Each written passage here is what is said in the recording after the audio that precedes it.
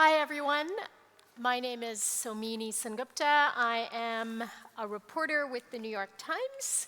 Welcome to the panel at the New York Times Climate Hub. Now, this one's about food. We've got to eat on a hotter planet. We've all got to eat. And billions of people have to make a living growing food on a hotter planet. That's not easy. That's not easy for the Guatemalan farmer I've written about who has to grow corn and coffee. That's not easy for the Indian farmer who has to grow lentils. It's not easy for the Bangladeshi farmer who has to grow rice. And that is what we're going to talk about today. What should change? How should the world innovate? What should we be wary of? What should we avoid completely?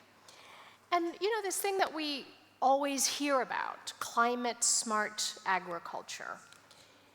Well, does climate-smart agriculture have the wisdom to really address global hunger and undernutrition? So, with us to discuss these topics, we've got an excellent set of panelists joining me here in Glasgow and virtually. So I want to welcome all of the panelists. Let me introduce them to you now. Ajay Veer Jakar, he is a farmer from India. He's the chairman of the Bharat Krishak Samaj, the Indian Farmers Federation. We have Abhijit Banerjee, an economist who runs the Poverty Action Lab at the Massachusetts Institute of Technology at MIT. We have Johan Swinnen, the Director General of the International Food Policy Research Institute. And we have Jessica Fanzo, a distinguished professor of global food policy and ethics at Johns Hopkins University. So I want to welcome all of you who are joining. Please join me here on the stage and welcome to our three panelists who are joining virtually. Can I just open with you, Johan Swinnen? Could you just walk us through what your research shows around the world? What are farmers having to do differently already in a changing climate? Are they having to move away from certain crops? Are they having to move away from agriculture entirely? Where do you see the most acute impacts already? Thank you very much. Food systems have to transform, but the food systems are in bad shape actually today. So we have seen major progress since 1990 really in the reduction of hunger in the world until the middle of next decade, let's say around 2015. And since 2015 we really see a changing of the trend. We have more people who are hungry, more people who are malnourished, and this was before COVID-19. So COVID-19 has made all this worse. And so there's a number of reasons for that. Climate change has obviously been a very important factor, but there's other factors related to the downturn of economic growth in Africa and in some of the other low-income countries, conflicts, which have played a role. And of course, climate change plays a role there, both directly and indirectly. At the same time, we've seen changing production systems clearly, and this happens all over the world, not just in developing countries, but clearly the farmers in developing countries, and not just the farmers, of course, also the people who consume food have been affected most strongly, most negatively by the changes, the combination of these factors. Ajay Veer Jakar, can I turn to you as a farmer? What have you seen in your lifetime that that has compelled you to change the way you farm?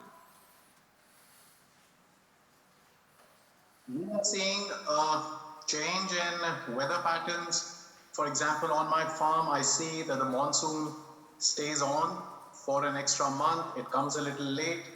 the intensity of the rain is more, the dry spells are longer, and it's confusing. And farmers, including myself, we don't know what to do about it. We try and improvise, and I don't find any support from the research system to tell us on how the weather is changing. I think it's so dynamic and fluid that there is no clear direction from the research system telling us on how the weather patterns are changing and how our cropping will change as it goes on. So there is no visible change that I've changed my crop because the weather pattern is changing. It's just that we are with the same crops, but with higher risk of productivity and higher fluctuation in prices and volatility of everything that there is. Ajay, what kind of information from the research would help you on the ground? Is it long-term forecasting? Is it immediate weather data or something else? I think immediate weather data is what we require, and that's the most important thing. What we also see is that you will see that normally, even at COP26, even at the Food System Summit, everyone is blaming farmers for wrong practices. And it's not that we started these practices. It was taught to us by the research system, by the private sector. We were taught a way to do agriculture, which we followed. And that is leading to adding to climate change. And that is the problem. It's the research system which has got us into trouble. And now we expect the same research system to set the house in order. And that's where I find the big problem. Well, I must turn to you, researchers, for a response to that. Abhijit, what is your research showing? What are your randomized control trials in particular showing about what works for farmers on the ground as they face, as Ajay is saying, erratic rainfall patterns and higher temperatures? So we know a little bit about that, but I'm going to give a slightly more elaborate answer. We know a little bit about that. I think that we know that the rice that's drought resistant and flood resistant, in particular flood resistant rice, has benefits in flood years. But I think that mostly what we do, and I think this is partly responding to Ajay, is not so much figure out what rice works better. That's actually an entirely different set of people, more in food research institutes. What we do is think about what would you do in this world where things are volatile, things are unpredictable, there are new technologies, but they're not getting adopted, and sometimes for very good reasons, sometimes for reasons of policy inaction, the right policies that are needed to make those technologies acceptable, the pricing of them, they're all often off. So in some ways, I think partly to respond to Ajay, I would say that part of what we're trying to do in research is to figure out, are there ways to create mechanisms that sort of mitigate the effects of climate change as it's happening? For example, insurance products, are there ways to market that? And one of the lessons is, I would say, is more that the insurance products are hard to market, and that's a combination of the fact that the private sector has been, when it's been involved, has not necessarily been supremely transparent in the way it deals with the farmers, so farmers don't trust the insurance products, and the fact that on the other side, the risks are increasingly large and sort of less measurable, and that means that the products tend to be expensive. So I don't know that that's not necessarily saying these are the things that we need to do, but it's to say that I think one clear direction is that. The second clear direction is pricing. I think one of the ways to get people to adopt new technologies is to just make it cheaper. I think it's part of it is, we sort of, they have this complete obsession of they should be profit-making, profitable, etc. And I don't see, given that we're talking about all these things, that context of climate change, I don't know why that's the first order concern. Jessica Fanzo, I want to turn to you for a second. You and I have talked about climate smart agriculture and what are the menu of options that might work, that might make it feasible for farmers around the world, particularly those in the most vulnerable situations, make a living. Abhijit has talked about insurance. I want to come back to pricing. What are the other sort of menu of options that you've seen applied around the world that is helping farmers adapt to these, wildly high-risk conditions that climate change brings? Well, thanks first, Samini, for you and the New York Times for actually putting food on the agenda here at COP. It's been historically ignored, so really appreciate you setting up this conversation. I think there's a lot of different tools and technologies and approaches to try to help farmers adapt and mitigate on climate change. And Joe, as the heads up the International Food Policy Research Institute, and can talk a lot about those. I did want to bring in one issue, meaning, I'm sorry, it's a little bit off, but farmers are consumers, and while consumers are sort of the end of the value chain for food supplies, their dietary choices have a huge impact on natural resource use and climate change. And achieving sustainable diets is really a story of equity. And we know that 3 billion people can't afford a healthy diet, many of those being farmers and farmer communities and rural communities. And we also know that diets are quite inequitable in wealthy countries. There's overconsumption of very environmentally intensive foods, high consumption of ultra-processed foods, lack of affordability of fruits and vegetables. So thinking that through, what does that mean for agriculture? To me, one of the biggest things we can do from a government perspective is reorient agriculture subsidies to promote more horticulture for smallholders in places where it's viable to grow horticulture.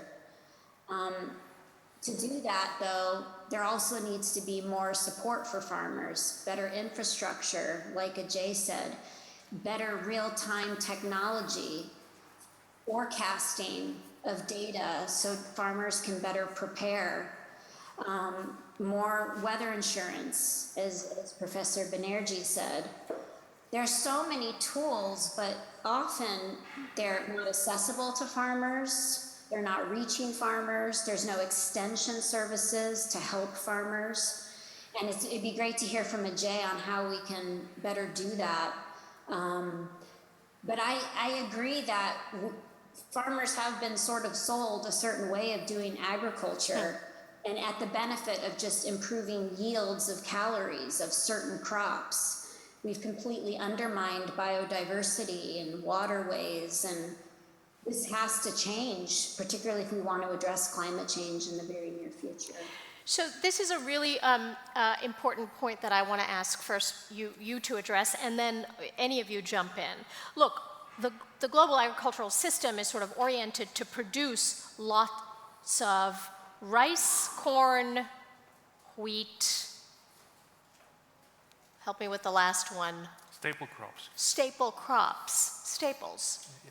To produce high yields, high calories, and to keep food inexpensive. Can we talk about that? Like, should the global food system be oriented still to producing lots and lots of staple crops? Or should that change first? And second, should food just be as cheap as possible? It's, in a way, it sounds like an easy question, but actually a very complex question. I think we should not forget, okay, if you look historically, that the production of a lot of staple food at increasingly with higher productivity, leading to lower prices, has really contributed immensely to the reduction of hunger in the world over time. Okay, but Has it also contributed to, I'm sorry? the reduction of hunger in Reduction the world. of hunger, indeed, Right. yes. Basic calories, Yeah. and so, but it has at the same time also contributed to what Jess just referred to the problems of, I mean, the malnutrition problems are much bigger than the hunger problems today, right? And so the Right. issue is, if we think, looking forward, what we want to do, we don't want to address them sequentially, we have to address them right now at the same time, okay? And I think rethinking our entire subsidy system is a really important issue. I mean, at this point we spend roughly $700 billion per year around the world on agricultural subsidies, and most of these subsidies go to support the production of staple commodities, including also things like sugar, etc. And so clearly there we can do much better in reorienting these subsidies. At my institute at IFPRI, we've done a number of analyses on this, and we show that even if you shift part of this away towards things like stimulating investments in new technology, investments in public goods and infrastructure, as Jess mentioned, and at the same time, if you still subsidize the farmers, do it in a way that you do not stimulate them to produce more of the basic production, but produce better products which basically lead to better diets, etc. So I want to return to subsidies, but I hear you saying the goal should be not just produce more food, but produce better food and a diversity of food. Do any of you want to add to that? Yes, Ajay, please. I think this whole debate needs to go back one step. And what if we were to end farm subsidies? You know, this concept that farm subsidies are for farmers is misplaced. You end farm subsidies across the world, the price of food rises up and all consumers suffer because of it. So these are consumption subsidies. They are consumption subsidies which are designed bad. So they're not farm subsidies which are designed bad. But for a change to happen, we need to unravel the powers that control the food systems today.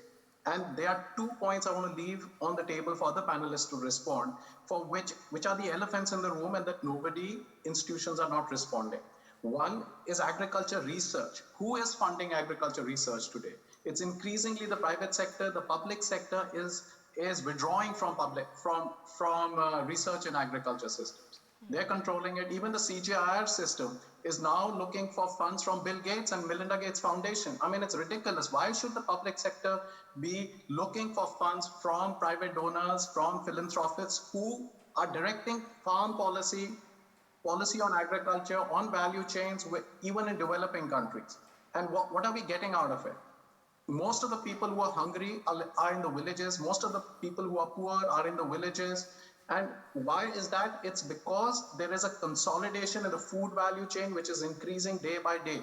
And a few players control most of the systems that include everything. That includes food, retail, agriculture, technology. And this poses an existential threat to billions of livelihoods across the planet. If you look at the UN Food System Summit, of which I was a part, you look at FAO, you look at CGIAR, or even a committee on food security, they are not talking about the real issues. Everybody talks about repurposing farm subsidies, but I think there are bigger issues which we are turning a blind eye to. I think that's a very fair question. Should the private sector be directing agricultural policy? Jess or Abhijit, do you want to weigh in on that? No, from my perspective, no. Governments should be drafting, implementing policies. Now, does the private sector have a role to play in the food system? Of course, but they should not be responsible for drafting policies and sitting at the policy table. They should observe and they should adhere to what governments want to happen in their countries. But this was the big issue with the UN Food System Summit, is that you're left with the question of who's governing food systems, who's in charge of food systems. And I think many consumers or citizens are asking those same questions. And many would argue that it is the transnational companies that are in control or in the driver's seat. So how do we get governments to start caring about food systems, start integrating their food policies into climate policies, very much an ignored area, and be thinking about not only the farmers, but the many consumers that are struggling to make ends meet, to be able to even afford a healthy diet. So this was a big contentious issue in the summit, as all four of the panelists know, and one that was left unresolved. Abhijit, you were going to add something? Yeah, I was going to say that I totally take Ajay's point that the subsidies get passed on to consumers, and that's part of the reason why, in fact, the entire structure of the agricultural marketing in India, for example, is designed in a sense to make sure that eventually the government can provide relatively low price food to consumers. So I think that's completely right. I think where maybe I think we still need to think about is more, I think, what you said, which is what's the best way to provide the subsidy. And in some ways, I even think that to what extent do we want to move towards a model where we pay lump sum subsidies and then if we want to direct subsidies to particular, so lump sum subsidies meaning subsidies that nothing to do with how much you produce, but just the fact that you're farmers. I think if you think of what Europe has successfully done, it's been mostly that, which is the reason why rural France is beautiful is because it's not been depopulated. And it's not been depopulated because of a set of farm subsidies. So the externalities are so large and they spill so much beyond agriculture that it's hard to imagine that the private sector is going to be an important player in those conversations. But I think that's not having said that, I would say that there are probably good reasons to redesign subsidies away from production targets and towards environmental goals, towards maintenance of local commons, towards the changing in the biodiversity. I think there are many different goals. So I think that I'm in a sense echoing what you said, but I think that seems to me to be where this debate on are subsidies, should we get rid of subsidies? That seems to me to be the wrong question. It's not the question that most countries eventually deal with. Most countries subsidize agriculture. So it doesn't seem to me that that's where we need to head. Where we need to head is how to repurpose them for better defined social goals. And in that conversation, it just seems to me the private sector I think the private sector is hardly positioned or has the reputation of internalizing all the externalities that are involved there. I mean, subsidies are also certainly a political question. And efforts to remove subsidies, change subsidies, can be politically very risky and can, turn ordinary farmers' lives upside down. Hence, we have seen protests in many different countries over this question. I wonder if any of you know effective examples, even small pilot programs, where the tool of subsidies has been redirected to promote environmental safeguards or to really address undernutrition and what those experiments, what those pilots show. I can give one example. Please, yes. In Indonesia, they moved from providing subsidized food to providing food vouchers, and we have a study showing that reduced poverty by 20%. So it generated better targeting. The food reached the people who were it was intended for. The leakages were plugged. So I do think that small, relatively non-dramatic changes like that, which is don't try to take away the subsidy to the farmers, just try to purpose the subsidy given to the consumers can have large effects. And I think that's a space where I think we need to do more work, which is, are there simple things, low-hanging fruits that we aren't appropriating right now? Yeah. I also think it's beyond subsidies. Oh, sorry, Joe. Why don't we let Joe go first and then you, Jessica, please. Okay. Joe. Yeah, 2 points. One is on both related to the same point. On the consumption side, okay, what we've seen with COVID-19, we've seen a massive expansion, which is a really good thing, of social safety nets and social safety programs in the world. And there's a lot of research showing that what's best to do, giving cash to people or give them food, under what condition. But the key thing seems to be, which is very strong now, is if you're going to give them food, give them nutritious food and not just staple commodities. I mean, I think that's really an important thing to look forward.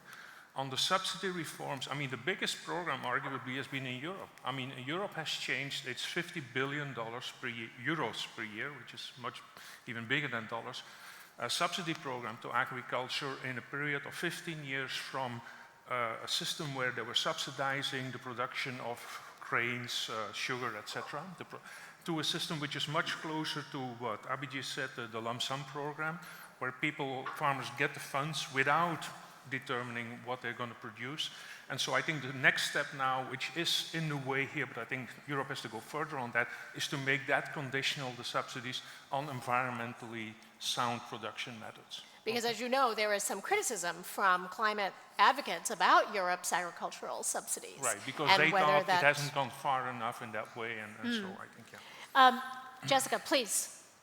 Oh, I was just going to add that, the policies to shift the global population towards more sustainable diets and sustainable food systems is not a one-size-fits-all. So subsidies, in my view, when we think about the whole food system, is just one policy approach. And there's a range of hard and soft policies that need to be implemented. Joe mentioned social protection programs, really key, particularly with COVID. We've got subsidies we could reorient. We have public procurement. How do we ensure that schools, hospitals, prisons get access to healthier foods? Reducing food loss and waste, certifications and labels. There's so many different policies, regulation, taxes, subsidies or tax breaks for retail sector to carry more healthy, sustainable foods, potentially taxing high carbon foods, very contentious. But there's so many different policies depending on the context. And there's really strong evidence now to suggest that if we want to stay below 1.5 degree, we need to do multiple things across the food system. It's not just eliminating the livestock sector. We have to do a lot. We particularly have to reduce food loss and waste.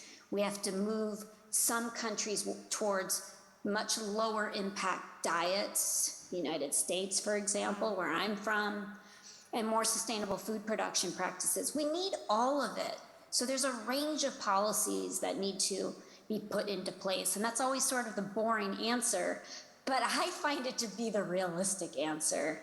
And that's what makes it so hard for governments to take action, because you need to do a lot. Correct me if I'm wrong, but I'm not seeing a lot of government policy initiatives in any of these things that you said. I know that some countries have tried to tax high carbon foods with little success. I know that some countries have said, and I wanted to ask you all about this, what countries have had, or cities for that matter, have had success on the low-hanging fruit of reducing food loss and waste? That is truly low-hanging fruit, and I'm certainly not seeing, beyond some cities starting composting drives in 2021. What are some of the other models that you're seeing on reducing food loss and waste that are working? I can start. I mean, a lot of cities are starting to do things like implementing expiration date tracking technology, embracing imperfect produce and selling it at lower costs. People can go on their apps and pick up these foods at the end of the day, shifting to wholesale purchasing of foods that come with more sustainable packaging options, there's a lot happening, particularly, Samini, at the city level. And we're seeing a lot of these kind of programs being implemented in Europe, in the United States. Portland's got an ugly food program, so in these imperfect food programs. So I think there's movement, but you know, that's more at the retail level, but we need, of course, a lot more public messaging of what consumers can do at the household level. And then there's the whole loss side, which Ajay knows deeply, of losses on farm, at the farm gate, and how do we minimize those losses along the value chain as well. Before we open it up to questions, because we're going to do that soon, I wonder if any of you can talk about that, losses at the farm gate.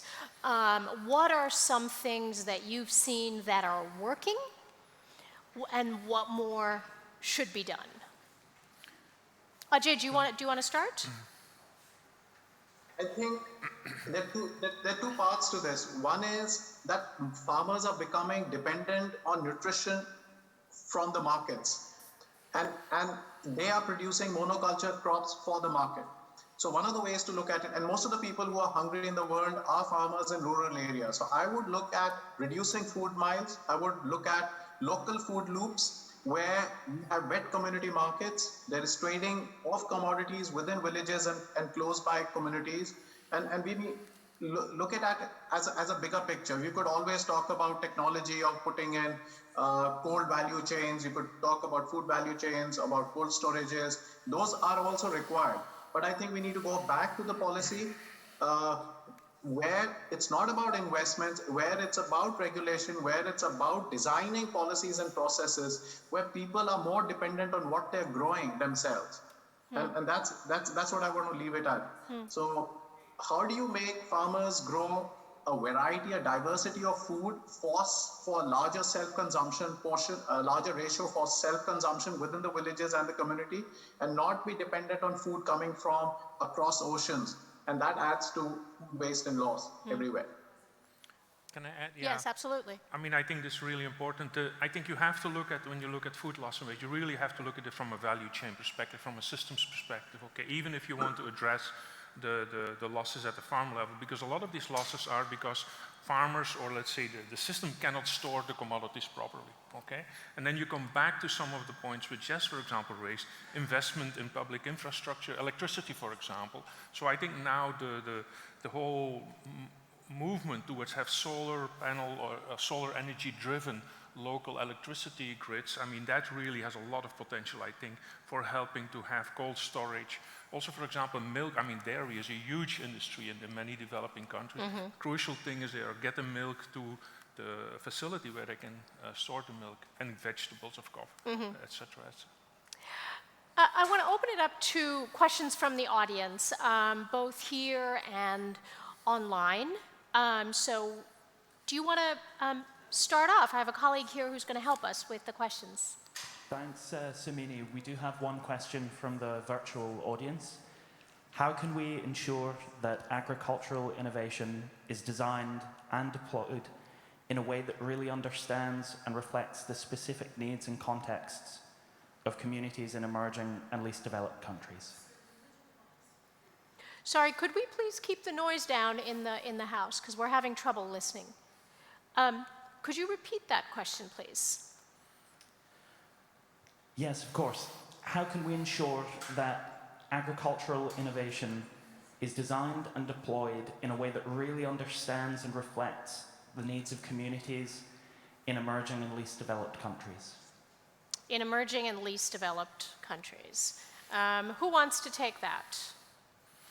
Well, I think... Abhijit, do you want to take that? Yeah. I mean, it seems to me that that's been... I think it's been time and again demonstrated that that particular last mile problem has constantly and persistently been the issue. And it's not magic, it's the lab settings where certain things are developed are very different from the settings in which people operate. And some reason this fairly obvious point hasn't yet fully penetrated. And I find it sometimes I don't actually fully understand why it hasn't penetrated, but I think the idea that when you design for the context and test in the context. Things work better is of course relatively, I think it's relatively obvious and widely accepted. It just somehow then it doesn't happen, the research, and I think goes back to Ajay's question from before. Jess or Joe, do you want to take a stab at it? It's, I think it's crucial to start from that point that, global innovations, global thinking, global analysis can really make an important, and so you see, digital technology, for example, okay, it was not developed at the field, but it can have tremendous implications at the farm level or at the household level, whatever. But in order to make that possible, you have to bring in stakeholders, and that means a variety of people and groups and organizations who know or understand the localities and the cultural differences, the physical difference, whatever, social difference, to bring that in. And if you do not build that in from the beginning, this whole integrated way of trying to make the technology or the management systems addressing the local demands, it's not going to work. So I think it's crucial to incorporate that from the very beginning when you start thinking about this. Do we have any other questions in the audience? There's a mic coming to you. Thank you. New Zealand abolished their farm subsidies in 1985, and innovation soared, farmers adopted technology, productivity soared because the subsidies were distorting price signals. I'm curious what the panel thinks about that experiment and what lessons can be learned for other countries. What lessons can be learned from the example of New Zealand eliminating its farm subsidies? Want to take a stab at it? The New Zealand case is always, I've been involved in many countries, policy discussion, but also the Europeans, and I remember the New Zealand example has been brought up since 1985 as a good example of how reform should take place. I think one of the things I've learned from in-depth studies in the New Zealand case was that with the reforms of the subsidy system, there was also a whole transformation of the finance systems to the farms, okay? Because a lot of farmers suffered from that. So you need to have a transition model that not everybody goes bankrupt from day till tomorrow. So the transition model was crucially important there. And I think also when we are moving from one policy system to the next or subsidy system, you have to look at the whole picture. You just can't take the subsidies away and then just... Right. But also it has to be said that agricultural emissions account for a very large portion of New Zealand's emissions. And that problem has not been solved by the removal of subsidies. There was one other question. Thank you very much, everyone, for a really interesting discussion. I wondered how we could encourage young people to take farming more, because currently in Scotland and in other parts of the world, farming is not exactly a career path for many young people. So do you think this is a matter of subsidizing or encouraging? Is it a matter of education or media or government policy? So thank you very much. How to get young people to farming? Ajay, please, yes. Only 15% of every dollar spent in the supermarket goes to farmers. If you want young people to go into farming, we got to make it more profitable. It's as simple as that. And that is where consolidation in food value chain comes in. You drive down cost of farm gate prices and farmers will not farm. So that's the key, is how do you get a larger share in the consumer price for farmers? For example, food companies could put into their balance sheets what's the share that farmers have got in the total sales that they're doing, and we'll have to find innovative ways to look this up. But that's the hard and that's the full stop where it comes. Like, you got to get more profits to farmers, you got to get them a higher share in the consumer price.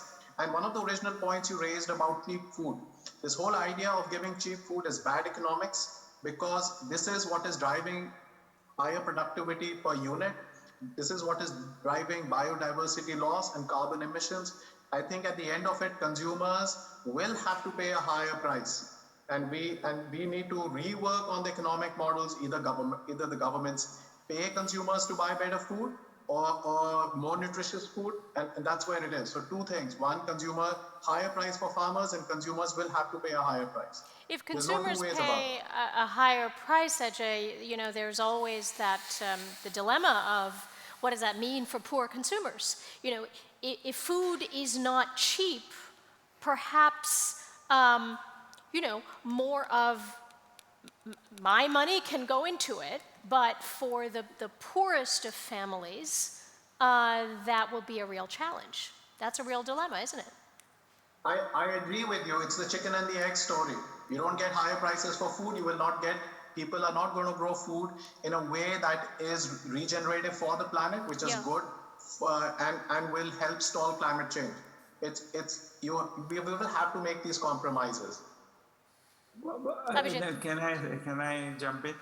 I do feel, however, Ajay, that the part of what you said before, the fact that that there's a general move towards monocultures, is driven by the fact that we provide subsidies through prices in a particular way. I do think that the price moving towards a different class of subsidies where the incentive to overproduce one crop because that crop happens to match the local conditions best and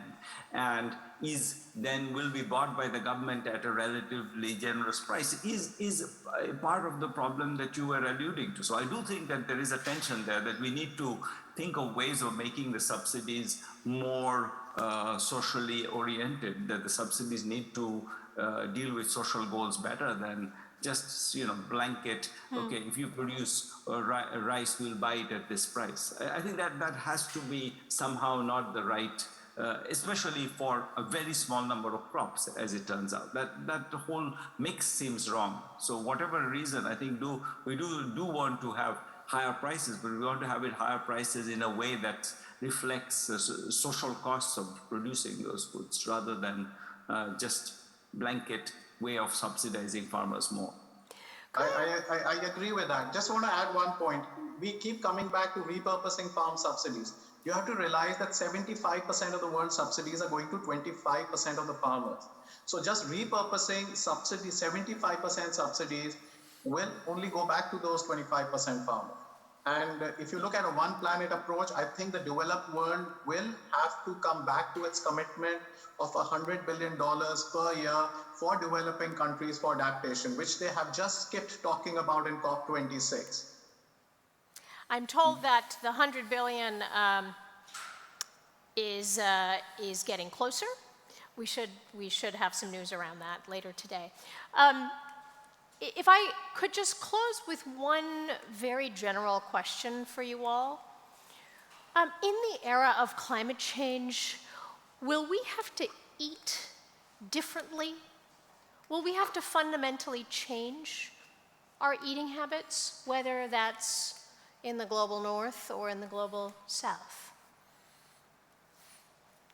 Can I add some? I mean, Jess has a lot of things to say on this thing. I just very briefly want to link back on the question on youth, okay, as well. I think we have to start thinking beyond the subsidy issue to a whole new different world of farming and food systems, okay? And that is, I mean, with a lot more innovative technology than we're using today across the whole world, also in developing countries, a whole new way of thinking about it, of linking consumers to produce in very different ways. And for that, we need young people, okay? And absolutely we need to eat differently, but we have to make the link between eating differently to producing differently and everything in between. And for that, I think there is a lot of room for young people to be entrepreneurs, both on the consumption side of the system and on the production side.